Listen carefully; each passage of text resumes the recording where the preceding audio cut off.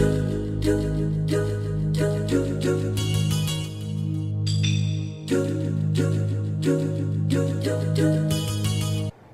guys, Jared here, and it's E3 week, so that means everybody's going crazy with all the new stuff.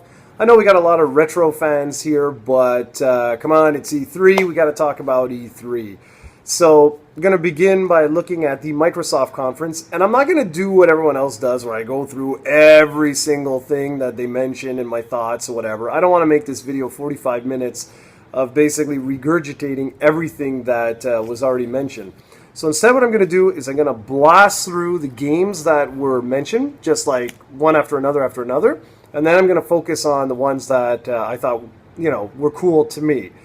Just so you know, as time goes on, I'm getting more and more out of the big franchises. So like Assassin's Creed, Call of Duty, they just don't really, they don't interest me anymore. I've really lost all interest with that sort of stuff.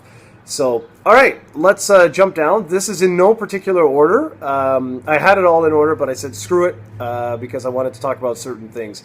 So, let's just begin. So, Assassin's Creed Unity was featured, Call of Duty, Advanced Warfare, D4, Dark Dreams Don't Die, Dance Central Spotlight, Dragon Age Inquisition, Evolve, Fable Legends, Forza Horizon 2, Forza Motorsport 5 DLC, Happy Wars, Project Spark, Tom Clancy's The Division, and The Witcher 3.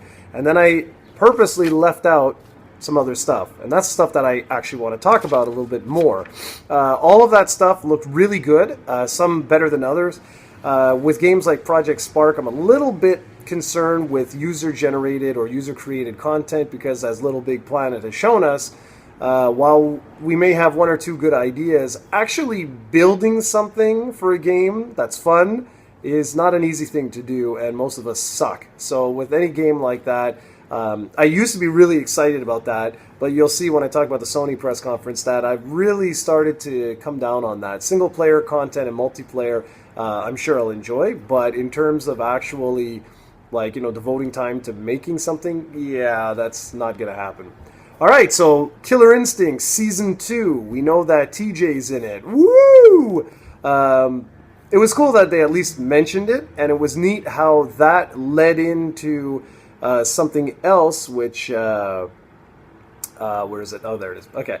Ken Lobb, who, if you know anything about video games, if you've been just following the video game industry for any length of time, you'll probably know him from around the Donkey Kong Country era, because he was one of the guys who was instrumental in working with Rare. He used to work for Nintendo before he moved on to Microsoft. And this guy, he was really close with Rare. The Klob gun in GoldenEye was actually named after him, Kevin Lobb. So, anyways, he came out and talked a little bit about Killer Instinct, saying how, he really liked how, people have reacted to this sort of, reboot of the franchise. And he said that there was a game on the original Xbox that he really liked to reboot and showed a little teaser, which was for Phantom Dust. Now, I was a big fan of Phantom Dust on the original Xbox, and I'm very excited to see that coming back now. Very, very excited. Another game that was announced... that, again, was just like a little teaser, just like with Phantom Dust. They didn't really show us anything because these games are for 2015 and later, was a new Crackdown. Woo!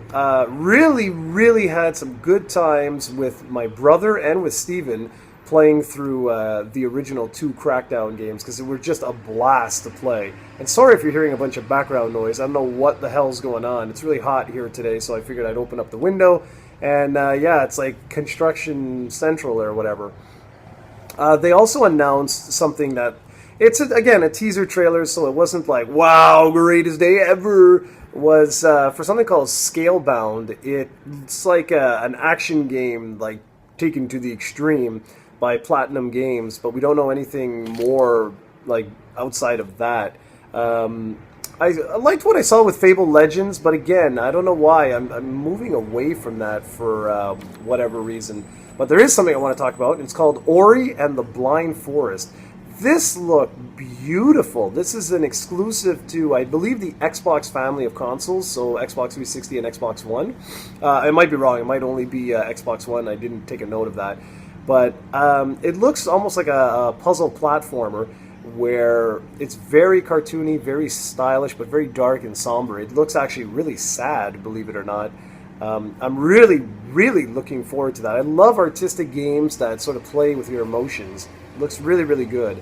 I really like the teaser they showed for Rise of the Tomb Raider. That looks badass, and I love the reboot to Tomb Raider, so I'm really looking forward to that one. And it's funny because when I talk about the Sony press conference, you'll come to understand why. I think that it's really important that the Tomb Raider series continues. I think it's extremely important that the Tomb Raider series continues in its current sort of whatever the style that they've gone with. I like how it mixes sort of like the old with, say, like Uncharted. I really am a fan of that. All right, Sunset Overdrive by Insomniac Games. Still kind of weird to see Ted Price talking at a Microsoft conference, considering he's been with Sony for, well, forever, since the original PlayStation. So it's really weird to see Insomniac showing up on the Microsoft stage with an exclusive, no less. An exclusive, no less, that probably looks like it could be the game of E3. It just looks like a wild and fun video game, and that's what's missing with so many of these next-gen games. It looks so serious. With this, it's just a wacky, in-your-face game that looks really, really fun. Best part of the conference was the announcement of, and here we go, Super Ultra Dead Rising 3 Arcade Remix Hyper Edition Alpha. It's basically DLC for Dead Rising 3. You can do like cosplay, so you can be like Street Fighter characters and stuff like that within the game, a whole bunch of powers and stuff like that. And it was hilarious. They're like, coming soon. They're like, no, better than that. It's available now. Woo! I love when companies can poke fun at themselves, and seeing Capcom do that was just really, really funny, really hilarious, and really good. So at this point, if you noticed, there was no discussion about television or Xbox bundles or whatever. It was games, and what's that? More games. And when they came to this next segment, which is the last thing I pretty much want to talk about, I thought this was really, really, really awesome because it's catering directly to their fans. And now I know I said that, you know, I'm getting away from these big franchises, and what I'm going to talk about is a massive franchise. It is the franchise for Microsoft, which is Halo. We saw like an 8-second clip of Halo 5, which was fine, but that's not what the focus was. The focus was on the Halo Master Chief Collection. Man, this is how you do a collection. One Blu-ray disc, most likely 50 gigabyte disc, including Halo 1 to 4, all levels unlocked immediately. Why is this important? Because you can actually make your own playlist. So you could go in and you could say like, all right, I want to play the Labyrinth from Halo 1, then I want to play the Earth mission from Halo 2, then I want to play, you know what I mean? Like you can do it like that and customize your own sort of playlist of levels. I don't know why you want to start with the Labyrinth, but anyways. So I really thought that was awesome. Halo 1 is basically the anniversary edition that they did for the Xbox 360, but with beefed up resolution for the Xbox One. Halo 3 and 4, same deal, beefed up resolution for the Xbox One. But Halo 2 was built from the ground up, this anniversary edition of Halo 2 specifically for Xbox One. So it looks sick. I mean, they showed some side-by-sides for the multiplayer. Oh, and speaking of multiplayer, it features the original multiplayer. I know a lot of you guys were pissed off when Halo Anniversary Edition was announced and they messed around with the multiplayer. So they made it very clear that they left the original multiplayer intact. So you guys are really going to enjoy that. And if you purchase it, you also get invited to the Halo 5 beta. So that was a lot of that. Like, that's awesome, man. That, even if I don't get a copy from Microsoft for that, that is something I will definitely purchase. And most likely for something like this, I'll purchase the collector's edition, because odds are it'll come with like a little statue or something like that. And man, so that was it. That was pretty much everything that they mentioned. Like I said, I didn't go into Forza. I didn't go into things like that, just because personally right now I'm just not in the mood.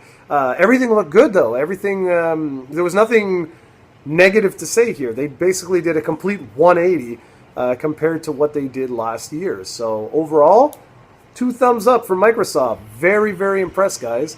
So what about you guys? What did you enjoy from the Microsoft press conference? By all means, leave a comment. Let me know. Next up, the Sony press conference.